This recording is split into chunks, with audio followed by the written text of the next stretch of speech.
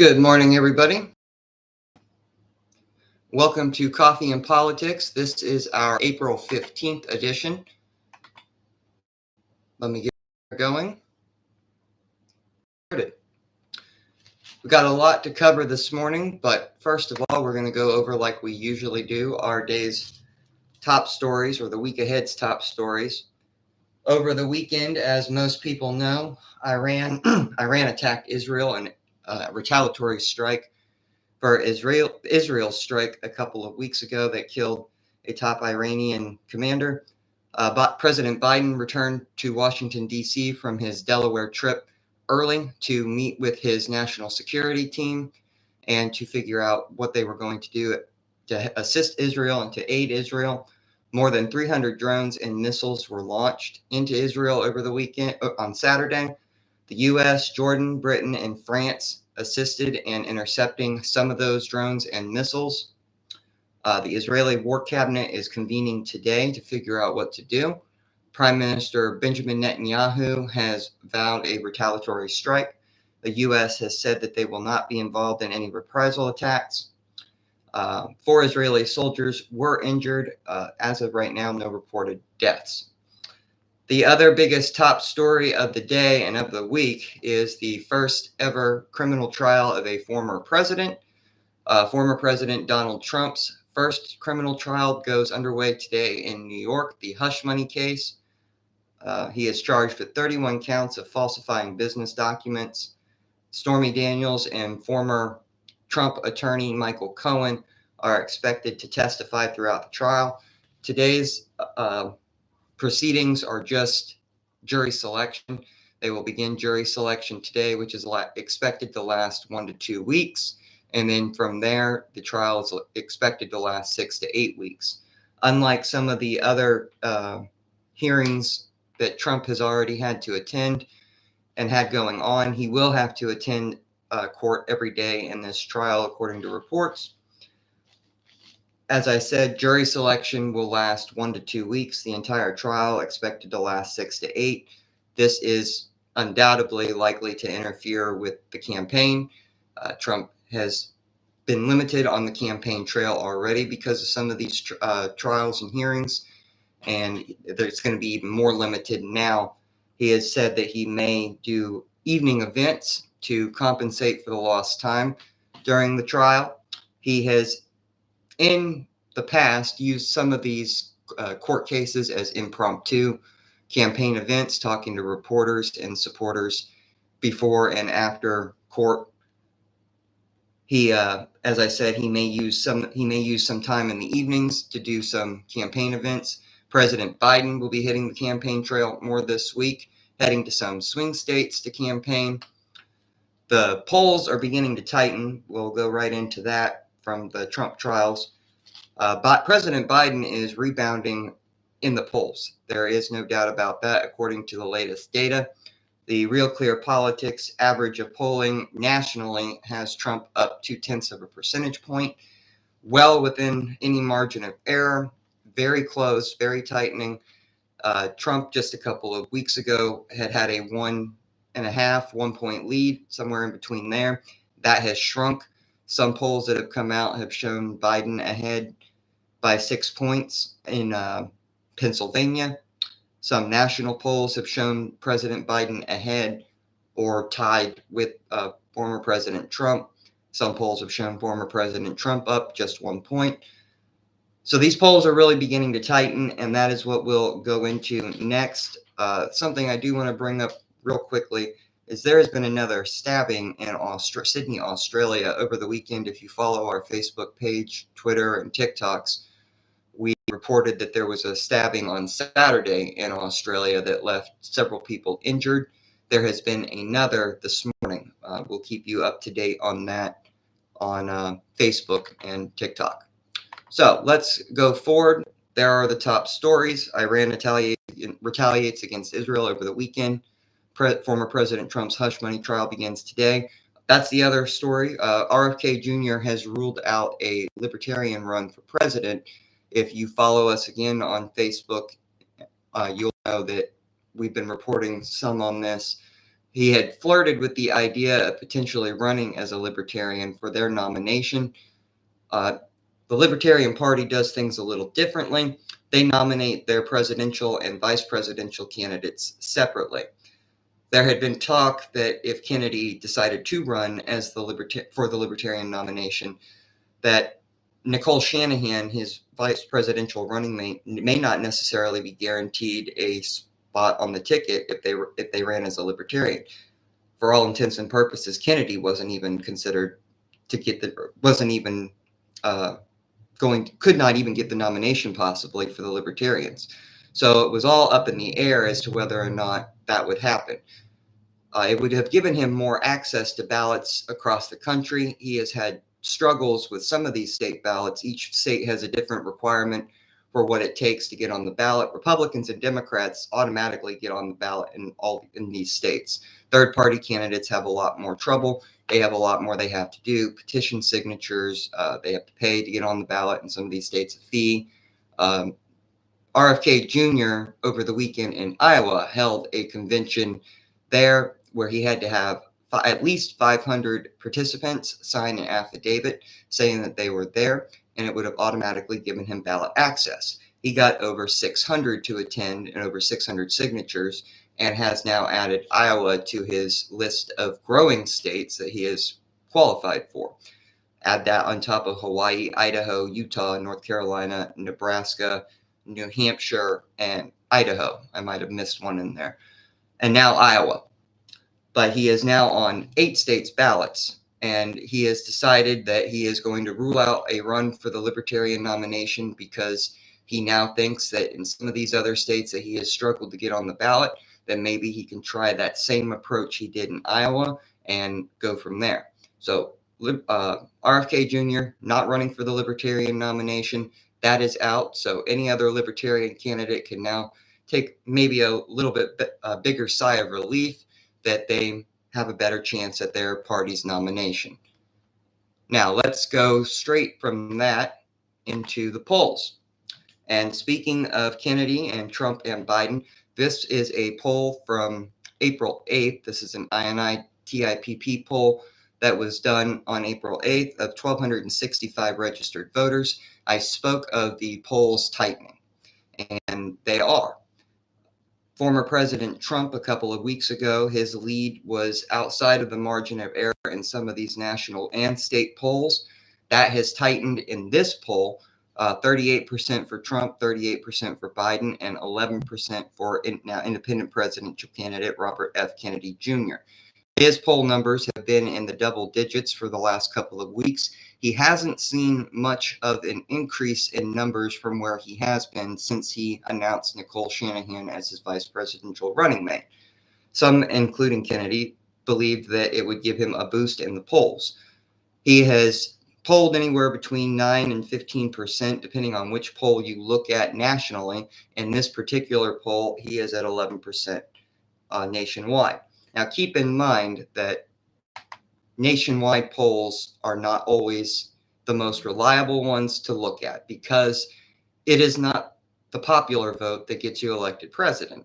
It is the Electoral College. So the state-by-state polls are the most important polls to be looking at.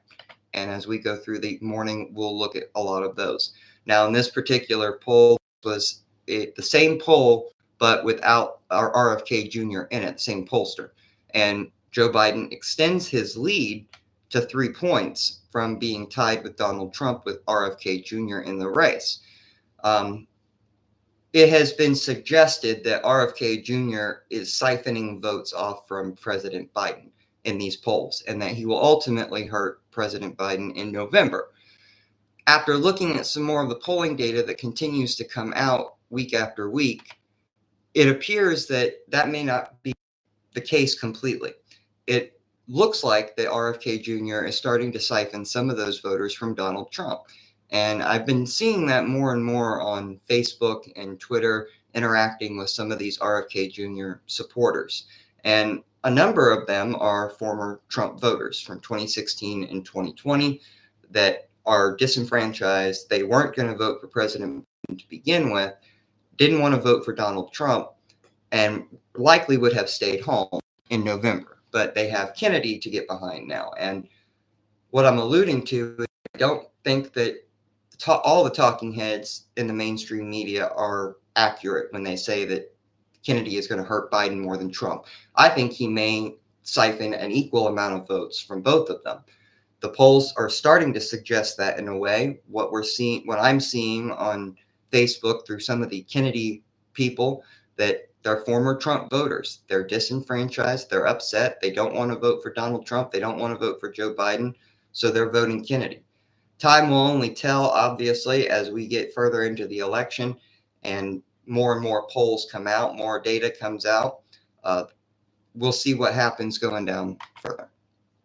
This is a Reuters poll. Former President Donald Trump trails Joe Biden in this poll. 22% of voters were undecided, were going to vote third party or not voting at all. Biden has a 4-point lead in this poll from April 10th. This is a Morning Consult poll from April 9th. Donald Trump with a slim 1-point lead. All of these polls between Donald Trump and Joe Biden are within the margin of error for the most part. Excuse me. Coffee and politics. All of these polls are within the margin of error. Donald Trump with just a slim 1-point lead here. This is a Minnesota poll. Now, this is an interesting one, was an interesting one to me. This is a KSTP poll. Joe Biden has a slim 2-point lead within the margin of error in Minnesota. Minnesota is traditionally a reliable blue state. Joe Biden won it in 2020 and Hillary Clinton won it in 2016. Joe Biden has a 2-point lead there, 4% undecided in this poll. 825 adults were polled, 721 of them were registered to vote. If this poll is completely accurate and an indication of what it looks like going forward, Joe Biden is going to have to travel to Minnesota and campaign, secure voters there, because he's only ahead by Trump by 2 points. And that's a little too close to comfort for Democrats, especially in all the other swing states where if Kennedy is to get on the ballot and could hurt Biden and Trump, they're going to need to campaign. They're going to need every electoral vote they can get. They're going to need every state they can get. And Minnesota, they can't afford to lose. The electoral math is already tight. It's already going to be a very close election. And Democrats and Republicans can't afford to lose any safe Democrat or Republican state. So Minnesota is definitely a state that the Biden campaign and Trump's are going to need to keep an eye on. They're going to need to hold as many events there as possible if they want to extend that lead out a little bit further. This is a North Carolina poll. This is another swing state. There is a gubernatorial election there this year. So Democrats are reportedly looking at North Carolina as a potential pickup. They lost it in 2020 and 2016 to former President Donald Trump. He won it both times. Donald Trump does lead in this poll by 3 points, but again, within the margin of error. Kennedy, who is on the ballot in that state, he has secured ballot access, is at 12%. Quinnipiac did this poll. He's at 12% in North Carolina. Again, double digits. He's been hitting double digits in a lot of these state and national polls. If Democrats are going to see any kind of gains in November from where they were last year or 4 years ago, North Carolina and Florida, I believe. Nobody's talking about Florida, but we'll get to Florida in a minute. North Carolina, I think, is their biggest opportunity for a pickup there to take away offset some of the states that they may lose that they won in 2020, like Michigan, maybe Wisconsin, Arizona, Nevada. North Carolina has 14 electoral votes, I believe. I'll have to look at that to be certain. But that would offset some of the potential losses that they may get in Wisconsin, Michigan, if they were to lose any of those states. This may balance that out a little bit. So this poll, Trump 3% lead.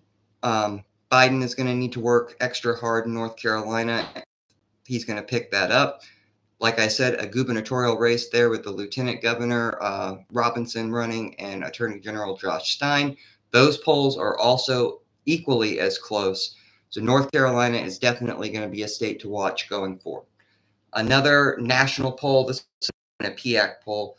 Donald Trump leads by 4 points, just slightly outside the margin of error. So again, a dead heat between Trump and Biden. These polls, as I suggested earlier in the morning, have begun to really tighten. Donald Trump enjoyed a 4 or 5 point lead, sometimes even 6, but now that has completely dissipated. Donald Trump is going to be in court for the next few weeks. He's going to have to, if he's going to pull ahead in these polls anyway, he's going to have to do something in order to do so. This is another national poll. This is an Economist YouGov poll. Donald Trump 43, Joe Biden 42, Kennedy 3. The Economist and the YouGov polls have been the least friendliest to the third-party candidates, especially Kennedy. And this poll, he is only polling at 3% in single digits, whereas in some of the other polls, he is polling anywhere between 8 and 15, some double digits. New York Times Siena poll that came out over the weekend also had Kennedy at single digits. He was at 2% in that poll. This is a Florida poll. I was just talking about Florida. Now, you may ask why I think Florida may be a swing state this time around, whereas it wasn't the last 2 elections. First, let's get into this poll. This was an Emerson poll. Donald Trump has a pretty substantial lead with RFK Jr. in the race. He is not on the ballot in Florida yet. He has not secured ballot access here. Trump has a 14-point lead, according to this poll by Emerson, over Joe Biden. I think that is a little skewed, and for several reasons. One is in Florida, there is going to be an amendment on the ballot to enshrine abortion rights into the Constitution. Now, we have seen time and time and again in these states that have put such an amendment on the ballot that it has trended to help the Democrats mostly. They have won all of those amendments that have been put on the ballot, and if there have been any other elections along with it, Democrats have performed well. Take 2022, for example, the midterm elections, the red wave that never was. Republicans were hyping up that they were going to take back the House, they were going to take back the Senate, and they narrowly took back the House with a very narrow margin, and they lost the Senate. They didn't pick up the Senate, and in fact, Democrats gained a seat in the Senate. So, and that was because, in part, that there were some of those abortion enshrinement initiatives on the ballot in those states. Same case with Florida. There's going to be a similar ballot initiative on the ballot this year. And I think that that is going to bring out Democrats in the state in droves, even though Republicans have a larger advantage than they did in voter registration by about 3 or 4 percentage points over Democrats. It's going to what's going to determine Florida, I think, is going to be voter turnout, the abortion amendment that's going to be on the ballot. Aside from the abortion amendment, there is also a marijuana legalization amendment on the ballot. There is going to be a gambling amendment on the ballot. And there's going to be several amendments on the Florida state ballot this year that are going to impact the presidential race, I think. And not only do you have those races, you have the U.S. Senate race with Rick Scott and Debbie McChrystal-Powell that we're going to talk about also soon. And Rick Scott has won all of his elections that he's ran in the state of Florida, but not by much, by 1 percentage point barely in every election. It's going to be close again, I think, and the polls suggest that in a way. A poll that came out last week had Scott up 7. A poll at the beginning of the election cycle had him up 3. It's going to be close in Florida in the Senate race also. So I think Florida, I think these polls might be a little skewed at the moment. I think that we're going to see these polls tighten in the coming months in Florida.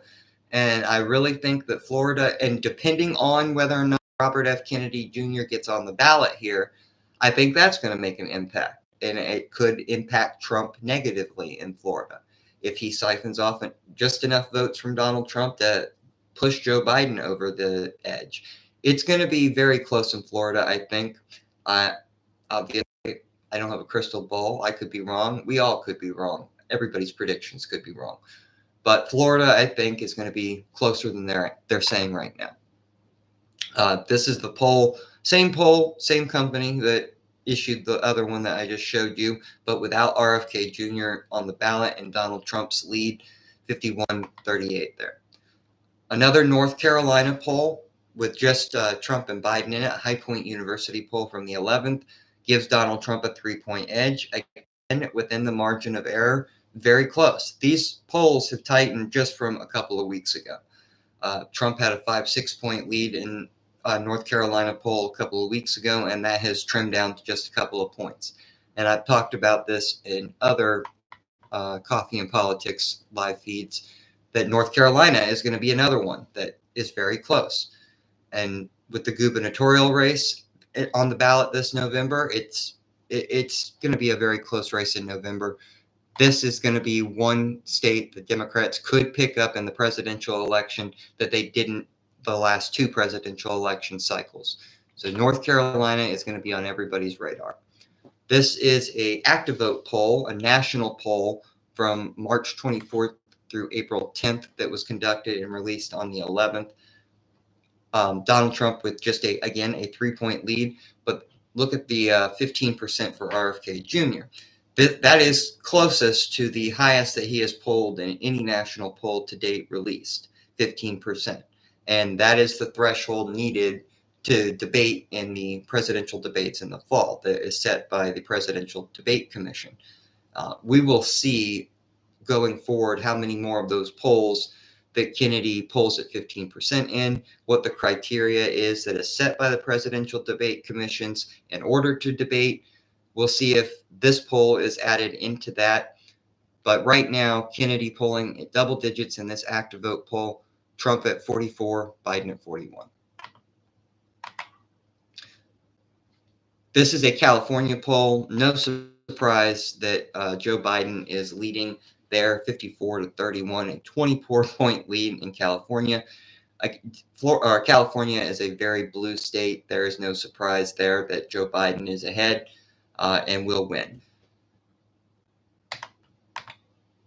This is a poll. Now, Texas has also, in recent presidential elections, begun to tighten as well. Donald Trump won it both in 2016 and 2020. In 2016, more so than in 2020. It was closer in 2020.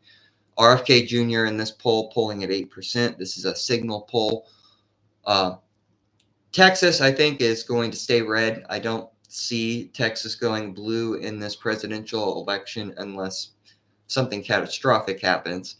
I think this is going to be tightening as we get closer to November. I don't think Donald Trump will win it by 9 points, but I do think that the Republicans and Donald Trump can count on Texas. This is the same poll without RFK Jr. in it, a 9-point lead still for Donald Trump in the state of Texas.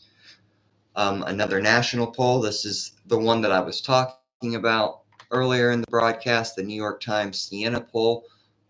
Donald Trump up by 1. I don't have the graphic made yet with Kennedy in it, but he was at 2% in the New York Times Siena national poll.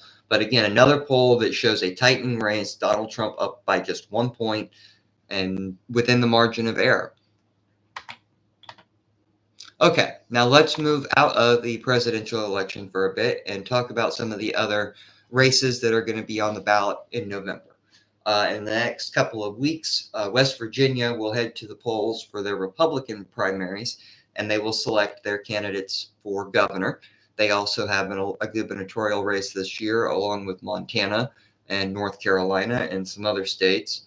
Patrick Morrisey is leading Moore Capito, the son of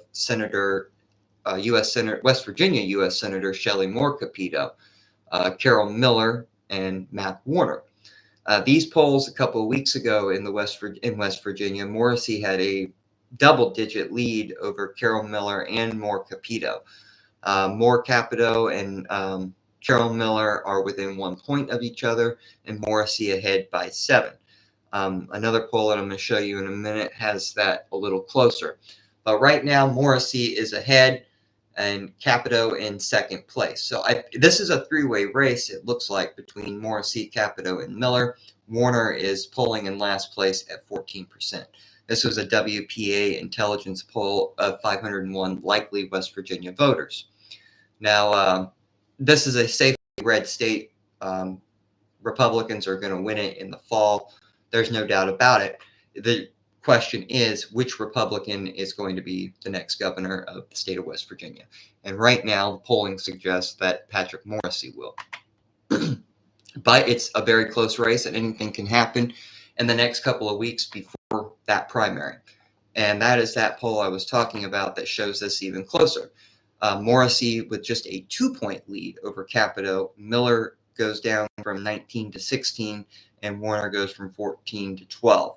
So this poll by Metro News seems to indicate that Capito has gained support from Miller voters and potential Miller and Warner voters, and has closed the gap very much so between Morrissey and himself within the poll's margin of error.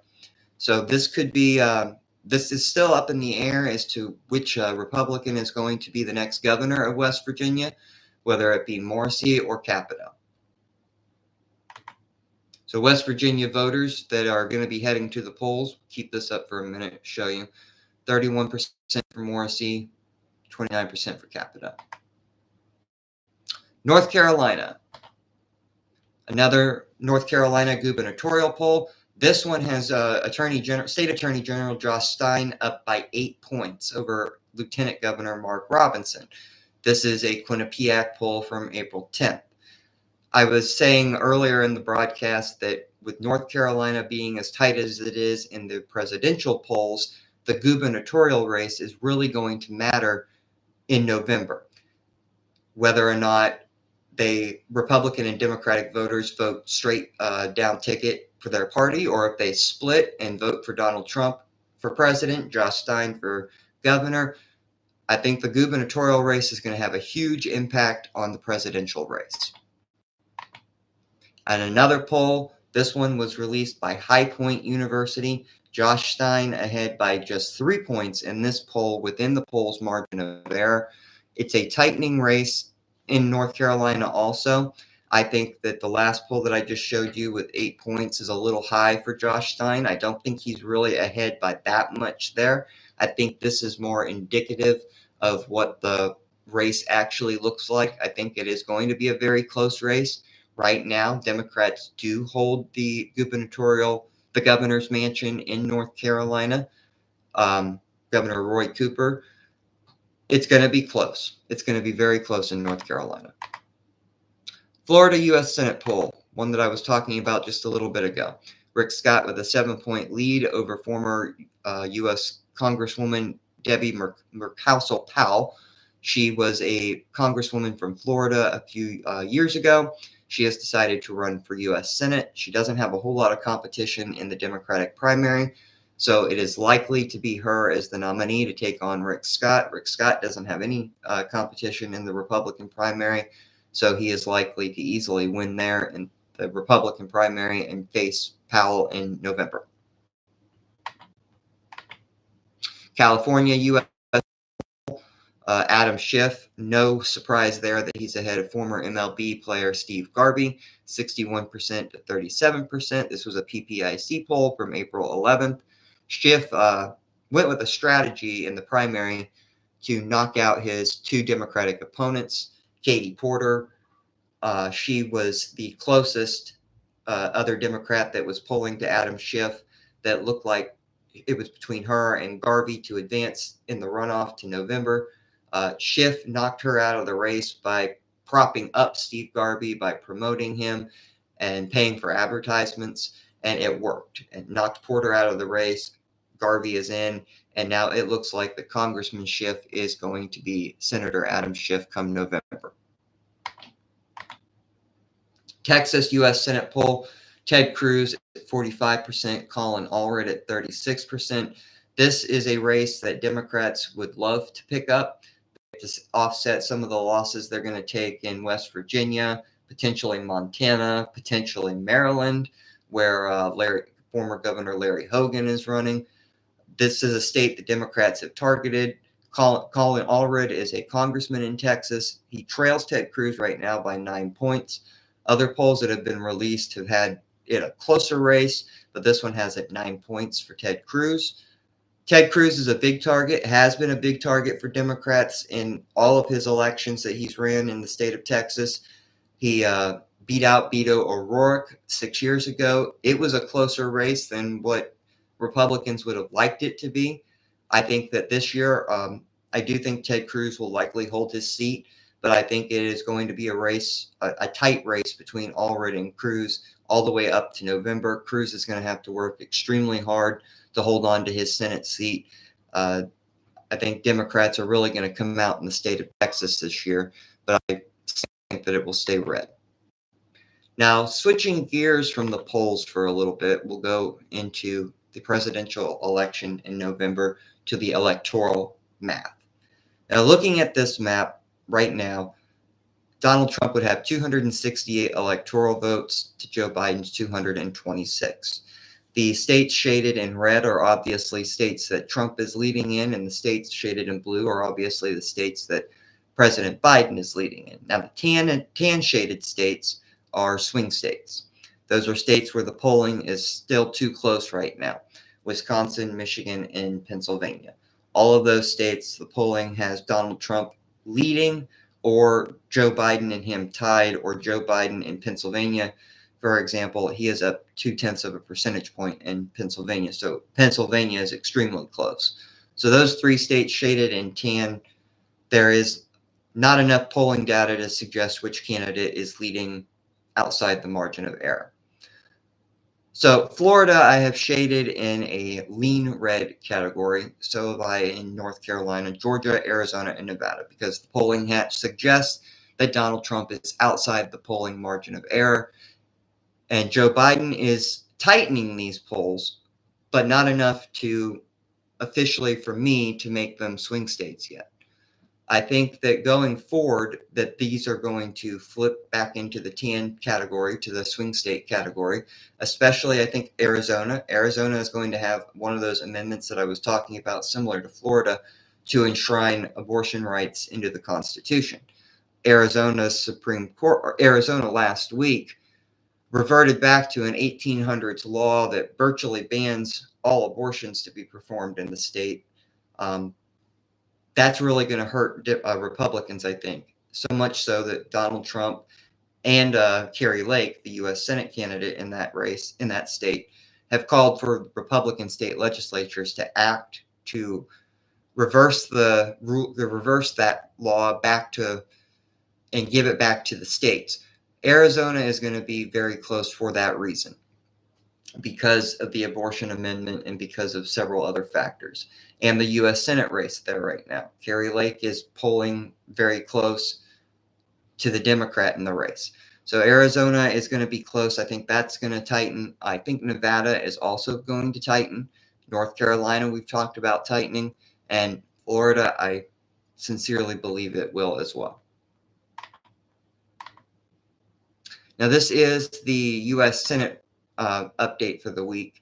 Right now, if the election were held today, it looks like Republicans would take back the Senate, and that is without including Arizona, Florida, Pennsylvania, Maryland, Ohio, Michigan, Wisconsin, or Montana into it right now.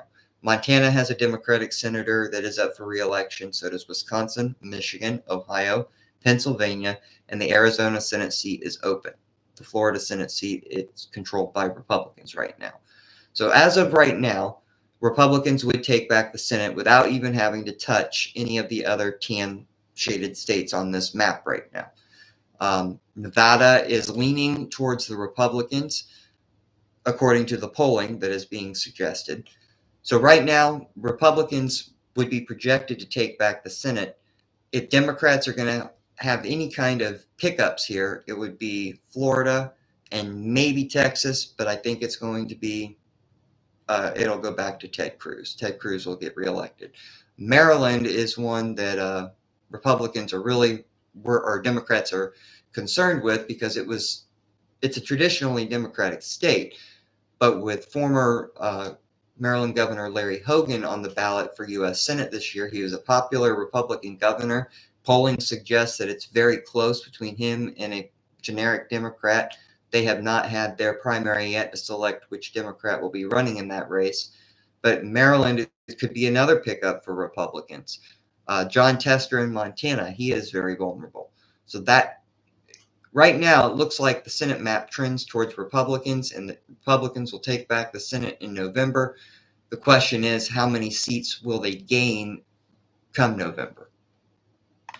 The U.S. House of Representatives, on the other hand, could potentially go back to the Democrats, and we'll talk about that next week some.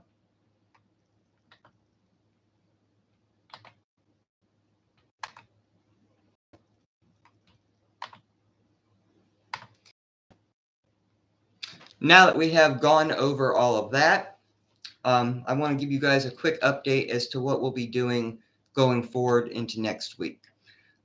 This will be our last live Coffee and Politics. We haven't attracted as many live viewers as we would like. So what we're going to be doing from now on, instead of these live feeds, we are going to go in to start doing YouTube shorts. I'm going to be posting a couple of YouTube short videos each week. I am going to be doing a couple of recorded shows that I'll be posting on YouTube each week also, that will be much shorter than the 30 minutes or hour-long shows that I have been doing. I hope you guys will enjoy what we put up going forward. I'm hoping that we can attract more YouTube followers and more subscribers so that we can continue to grow this a little bit more. Our Facebook, I'll give you an update there. We've cracked over 300 followers, which is great. It's much better than I was expecting at this point in time. We've only been up and going about a month and a half now. And between all of our social media pages, we have close to 1,000 followers, which I think is just great for where we're at and what we have to work with. As you all, I'm sure, are aware, is I'm a very small organization. This is just me. There's nobody else helping me for the most part. I put up all of this content. I put up the graphics. There's a lot that goes into this. So I do appreciate all of the support that I've been getting from people, everybody that has reached out to offer their support, to offer their help, to offer to write little articles for us. I want to take this moment to thank all of you that have stuck with me. I hope that with you guys trusting me as much as you have by following me, that you'll continue to do so and that you'll continue to subscribe to our content. I want to thank you all very much for watching this morning. I hope you have enjoyed our show. Like I said, this will be our last live Coffee and Politics, but no worries. We are going to continue to put up content and we're not going anywhere. So thank you all very much for everything. Have a great week and stick with us on Facebook for continuing updates throughout the day on the Trump trial in New York and further updates involving anything politics.